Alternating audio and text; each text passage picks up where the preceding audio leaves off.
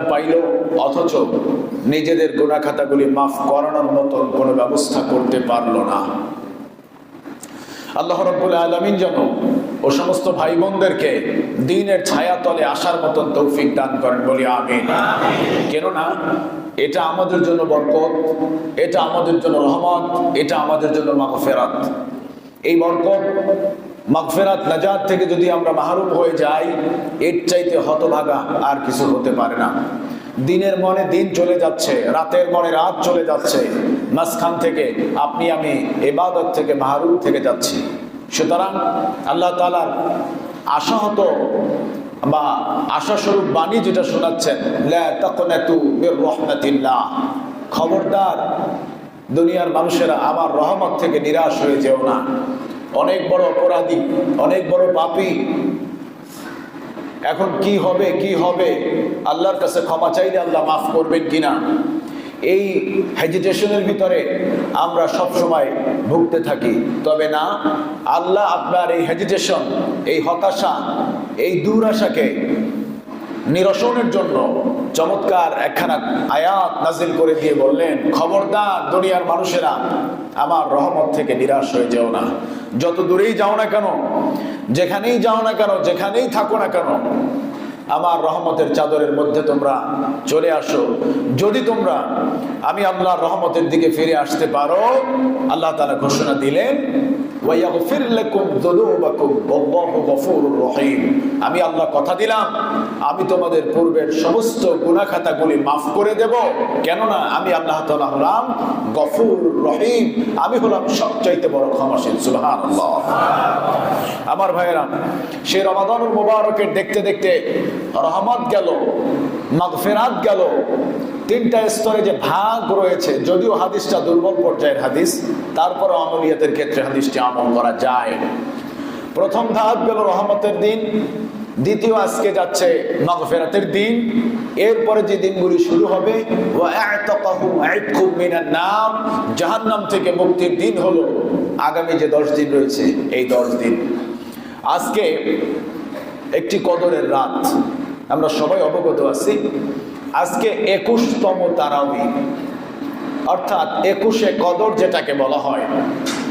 রমাদান মুবারকের মধ্যে যে বেজর রাতগুলি রয়েছে শেষ দশকে, সেই বেজর রাতের মধ্যে আজকে প্রথম রাত। 21, 23, 25, 27, 29, কয়টা রাত? 5টি রাত রয়েছে বেজর রাত। এই রাতগুলি মর্যাদা সম্পন্ন রাত। আসবো সে কথাতে। রমাদানুল মুবারক অন্যান্য মাসের মতনই একটি মাস। অন্যান্য যে মাসগুলি রয়েছে আরবি, সেই মাসের মতনই একটা মাস পূর্বে ছিল। তবে রমাদান আসার পরে এই মাসের মর্যাদা আল্লাহ তাআলা আরো বাড়িয়ে দিয়েছেন। কারণ কি? রোজার জন্য, সিয়াম সাধনার জন্য যে এই মাসের সম্মান বাড়লো, বিষয়টা এমন নয়। এই মাসে রোজা রাখি বলে এই মাসের সম্মান আল্লাহ বাড়িয়ে দিয়েছেন, বিষয়টা এমন নয়। এই মাস সম্মানিত হওয়ার পিছনে একটি কারণ রয়েছে। সেই কারণটা হলো, এই মাসে অর্থাৎ এই রমাদান মাসে আল্লাহ তাআলা আমাদের উপরে, আমাদের নবীর উপরে মহাগ্রন্থ আল কোরআন নাযিল করেছেন, যার কারণে এই মাসকে স্পেশাল ভাবে সম্মানিত করেছেন কে? আল্লাহ করেছেন। এখন রমাদান কিন্তু অন্যান্য মাসের মতনই মাস ছিল। এই মাস অধিক সম্মানিত হওয়ার পিছনে কারণ কি? কোরআন নাজিল হওয়ার কারণে। কোরআন বলছে,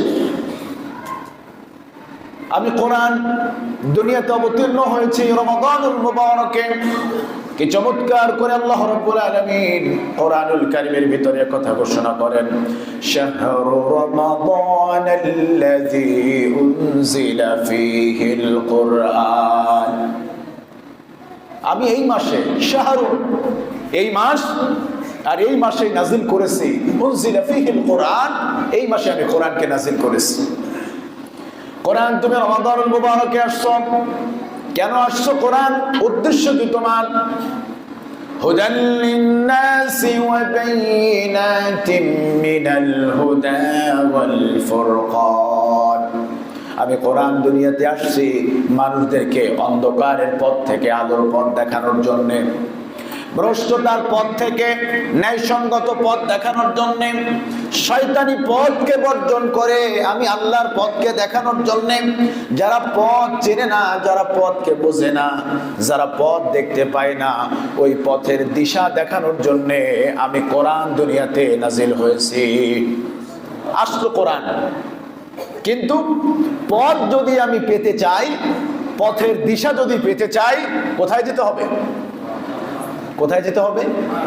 কোরআনের কাছে।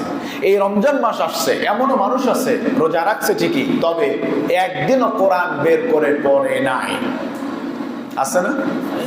হাত তুলতে বললে হয়তো অনেকে হাত তুলবেন বা তুলবেনও না, কিন্তু অনেকেই কোরআন পড়ে নাই।